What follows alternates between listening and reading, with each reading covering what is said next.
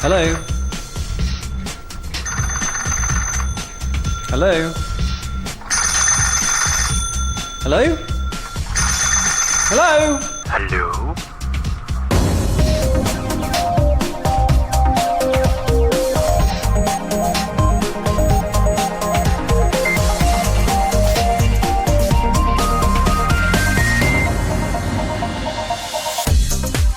You know, sometimes I think I've got too many phones, but this week on Click, we've got even more for you. We've got a first look at the new iPhone. Is it still ahead of the game, or are Apple's competitors finally getting back in touch? We look at some of the accessories that the handset manufacturers don't tell you about. Rob Freeman goes all webcam, and Kate adopts a monster.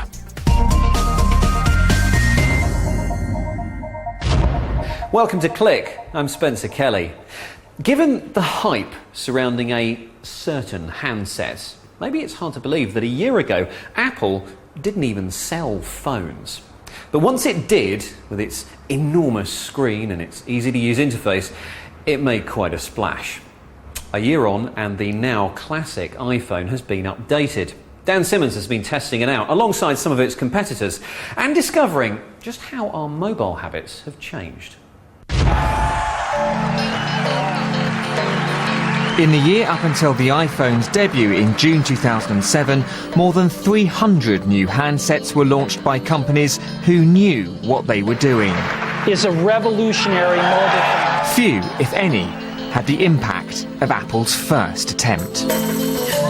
Well, I certainly think the iPhone has set the industry benchmark in terms of touchscreen technology, but in particular the user interface, and it's the operating system, in my view, that makes the real difference. 4 years of research resulted in a large responsive touch screen which invited play and opened the door to easy internet use. Owners have been 5 times more likely to surf the web than the average mobile user.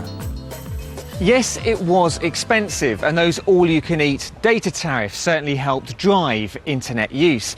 But here was a phone that had cracked the mobile internet, in the same way that BlackBerries had cracked email on the move. A year on, and using the web on mobile has really taken off. One survey commissioned by Vodafone suggests almost a quarter of 18 to 25-year-olds in the UK now use their mobile to check social networking sites.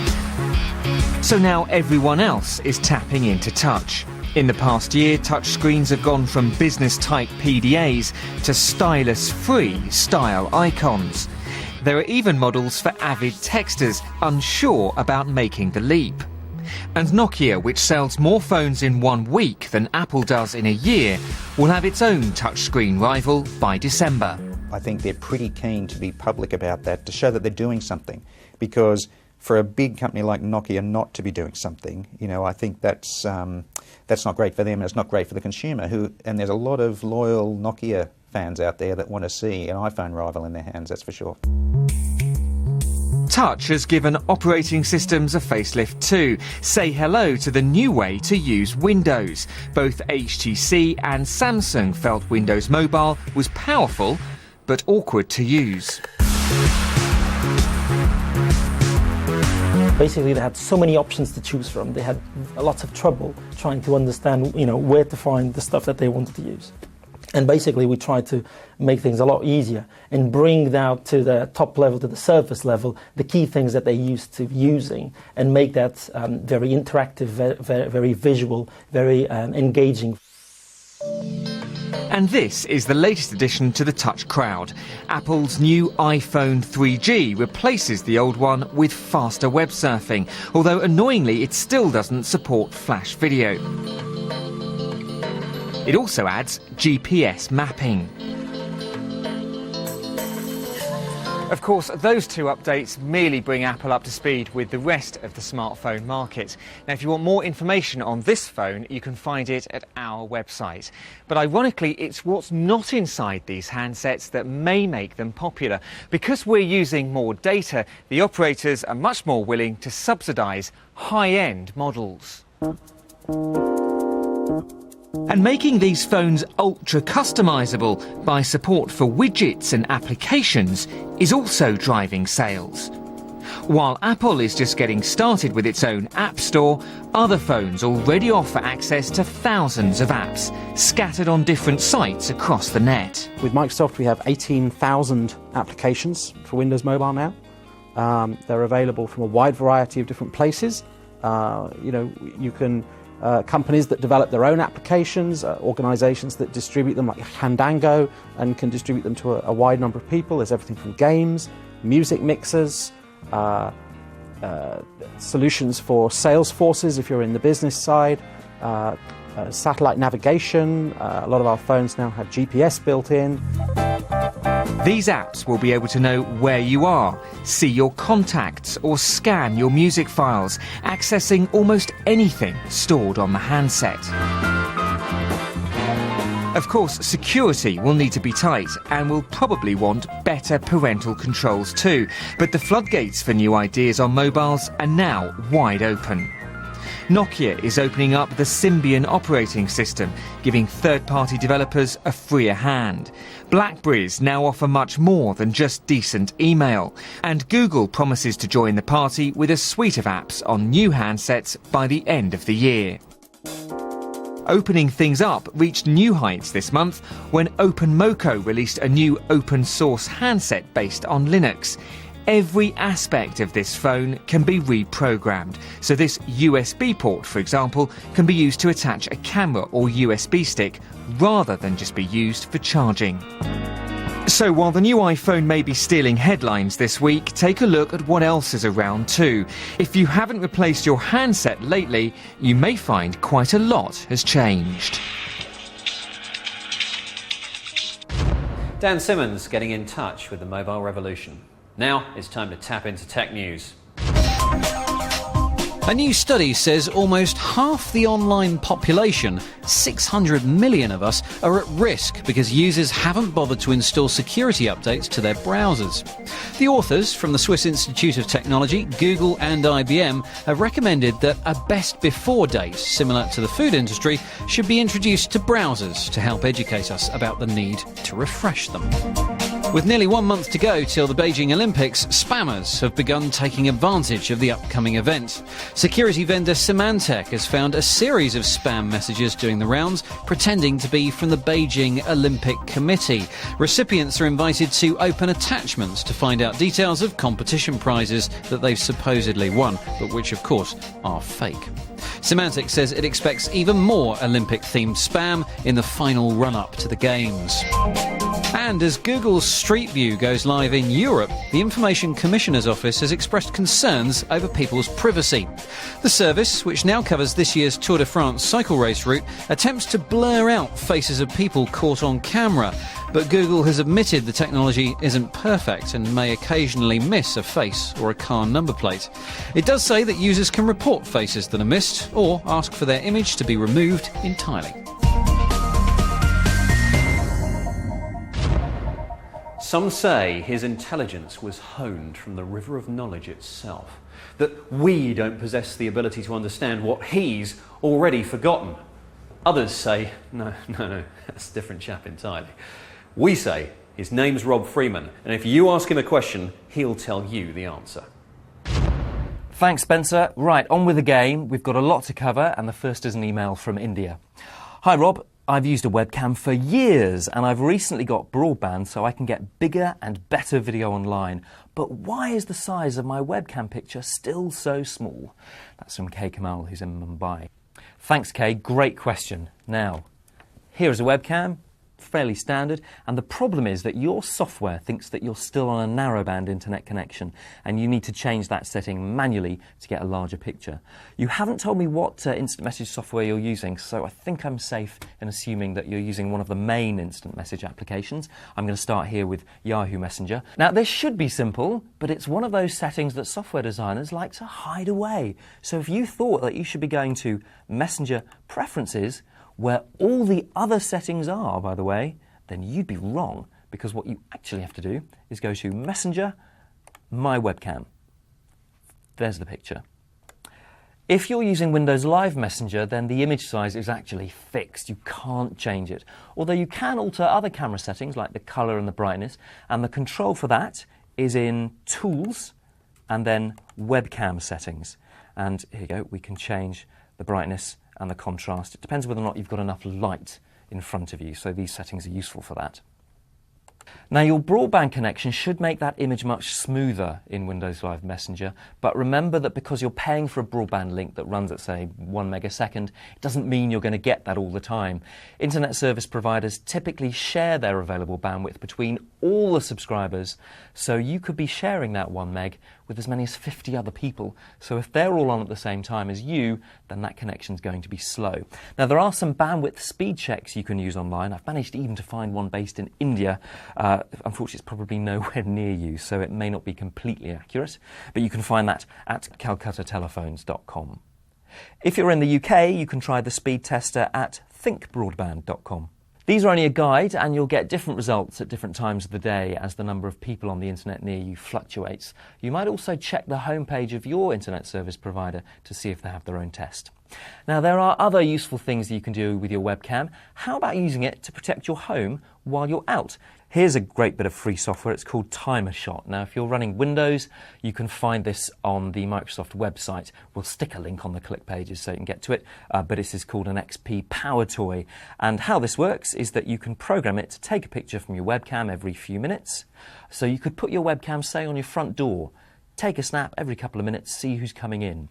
Then you can save the picture either onto your computer or, slightly better, if you're connected to a network, you can upload it to an FTP site. That's probably better for security, because if somebody does come in your front door who you don't want to be there, chances are they're going to nick your computer. The other thing you can use a webcam for is to record a message to send to us here at Click. Maybe you have a question and you could fire it straight into your webcam, send it to us. That's it for me. Keep clicking. Spencer. The webcam wonder himself, Mr. Rob Freeman. Got any tech questions? Send them our way. Email click@bbc.co.uk. Still to come on Click this week, we'll take a look at some mobile phone add-ons, and Kate considers filling 50 gigabytes. It seems we're forever talking about mobile phones these days, not only in this show, but everywhere. The interfaces, the operating systems, the handsets, and all the technology that goes with it. One thing we don't talk that much about is the other side of the business, the dark side, if you will, the world of the third-party accessory. So we're going to put that right now. Here's Andy Simpson from Mobile Fun. Hi, Andy. Hi. Okay, what's the best-selling type of accessory in your game? At the moment, Bluetooth accessories are doing really well. So we've got the Bluetooth dongles for laptops and Bluetooth headsets. They're doing really well as well. We've got a few gadgets here which you brought along. The first one that I want to show you guys is this. It looks like an ordinary mobile phone, but if you can see on the screen, it actually names two different networks. This is a dual SIM phone, so it's actually got two SIMs in it. Yes, both live at the same time. Is there much of a market for this? Because I've actually looked around at technology fairs we've been to, and there aren't many dual SIM mobile phones around. There's not. No, there's only 2 or 3 sort of on the market at the moment. Why is that? The networks aren't keen on it because obviously they subsidise the price of the handset when you take out an agreement with them on contract or pay as you talk, and they get that money back through line rental and call charges. So you're paying less for the phone up front, but you're paying it back in the long term with your call charges and line rental. Obviously they're not wanting to subsidise a phone that's then going to be used on a different network. Now, we talk about the fact that your phone is tied to a network, which is a very big thing here in the UK. Surely the business of unlocking a phone to use it with any network must be getting popular. It is, yeah. A lot of people now have got a phone that's on a network at the end of their contract. They want to pass it on to friends or family and use different network SIM cards in there. Is it legal to unlock a phone? It is legal, yeah. There's no problems with doing it. You may need to just double check with your network provider that it's okay to do because it. Well, I'm sure they're going to tell you no. Yeah, because obviously they could lose revenue. But generally speaking, if you're on contract and you're out of your commitment period or you're on pay as you talk, there's no problems at all in getting your handset unlocked. So it's legal to do. Does it invalidate your warranty or your terms and conditions? Will someone from one of these networks come and knock down your door and say, oi? Not at all, no. The networks aren't really going to come down and shout at you if you've unlocked your handset. Now, how is that done? Because the term unlocking implies you actually have to go in and do something with a key, but is it that complicated? Not at all. In some cases, it's just as simple as typing in an 8-digit number. What we're starting to see now on the high-end phones, like the Nokia N-series devices, it's hardware coded into the phone, so rather than just tapping in a number, it has to be plugged into a computer and the software reset on the phone completely. For that, obviously, there's a lot more costs involved, and you normally have to send the phone away or take it in somewhere to do. It's not something you can do yourself. Do you think that's having this hardware unlocking again now is because the phones are so complicated, or do you think there's so much money in the business of mobile phones they just want to make it as hard as possible? It's a bit of both, I think, because obviously the networks are subsidising the handset. They don't want to subsidise the handset for you to then go and use on another network because they're not going to get their money back. Also, the manufacturers are under pressure from the networks to make it harder for people. We're also hearing stories that there are some iClones out there, some fake iPhones. That's right, yeah. Do they exist? Are these stories true? Have you seen one? I haven't seen one myself. They do exist, and there's a couple of manufacturers that are making phones that essentially are iPhones to look at. These are not just phones with touch-sensitive screens, etc., etc. No, These are actual. They're passing themselves off as iPhones. Yeah, is that right? they mimic the iPhone completely down to how they look, how they work, but they're not sanctioned by Apple. They're not the real product. Do they work as well as the iPhone, or do they fall apart? From what we've seen, they work as well as an iPhone, but obviously the software in them isn't legit. It's not going to work properly. You're not going to be able to sync it with iTunes as well, and if you have any problems with it, obviously you've got no real comeback on them. They're still retailing at the same kind of price as the genuine ones are, so you're not saving anything by buying one of these. A lot of people that are buying them don't actually realise they're buying a fake. And you were also telling me before that there are other phones that are now being cloned as well. Yeah, in the last couple of months we've seen quite an increase on Nokia handsets that are fake doing around, so the Nokia N95 8GB and the Nokia 8800 series, so the Sapphire Art, the Art, quite a few of the fake ones of those going around as well. Okay, enough about the phones and the unlocking and the stuff like that. Let's look at some other things you brought along. Now, this is, I don't know whether you can see that, it's a charger. So this is a UK plug, and you pop your phone on the back. But what's special about this, Andy? It's an energy-saving charger, so when it's not in use, it cuts all power to the device, so it's not using energy when it's not being used. Now, a quick explanation of how this works. It's a super piece of high technology. It's called a button. So you put your phone on there, it weighs down the button, and when it's down, the power flows to the phone. And when you take the phone off, the button pops up and it kills the plug dead. So sometimes low technology is better. How Absolutely. about that? Andy, thank you very much for your time. No problem at all. Now, it's time to move to our favourite accessory. Is Kate Russell with Webscape. Remember that Tamagotchi craze a few years back, where kids went nuts for those electronic pet simulators that you had to feed and tickle and play with in order to keep them happy? Well, something similar has arrived on the web, but it's a whole lot more fun. You'll find it at moshymonsters.com.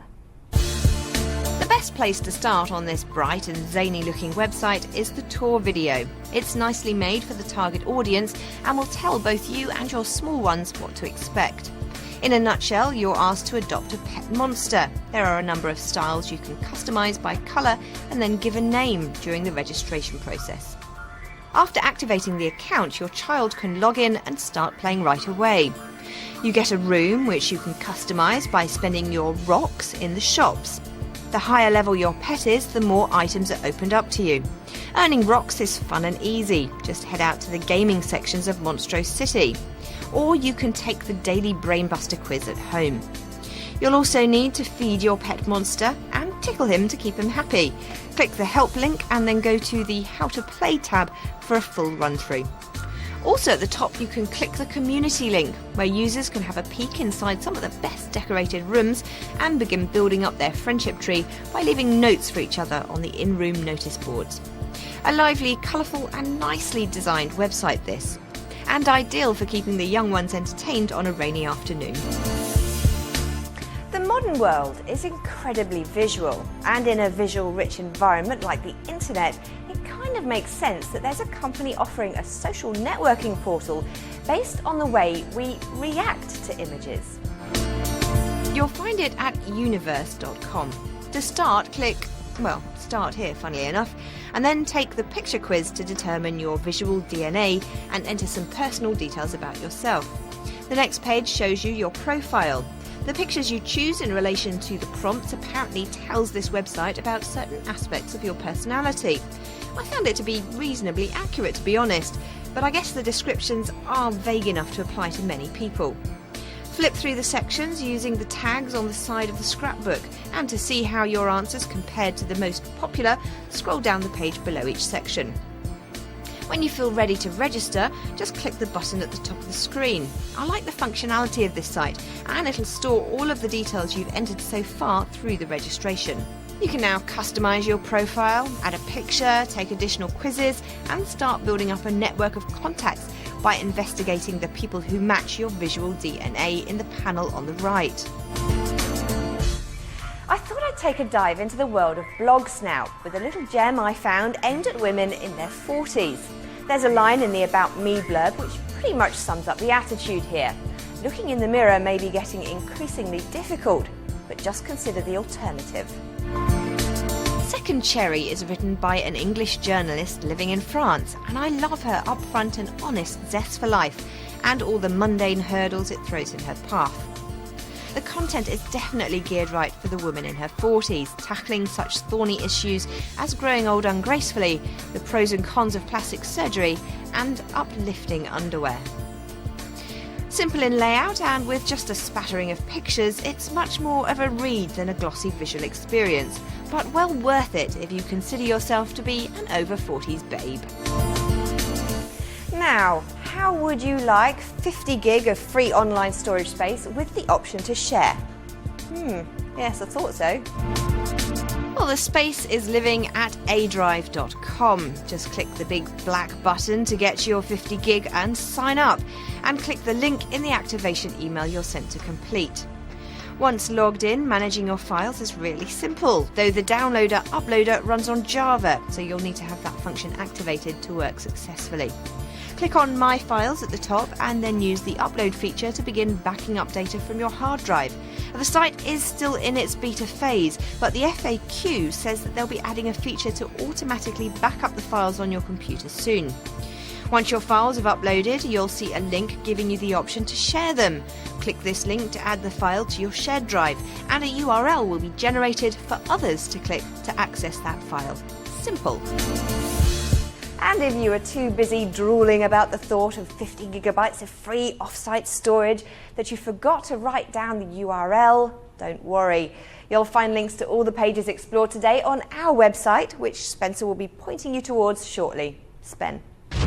Thank you, Kate, and that is it from us. Now, if you'd like to watch the programme again in all its widescreen glory, you can using the iPlayer. That's bbc.co.uk/iPlayer.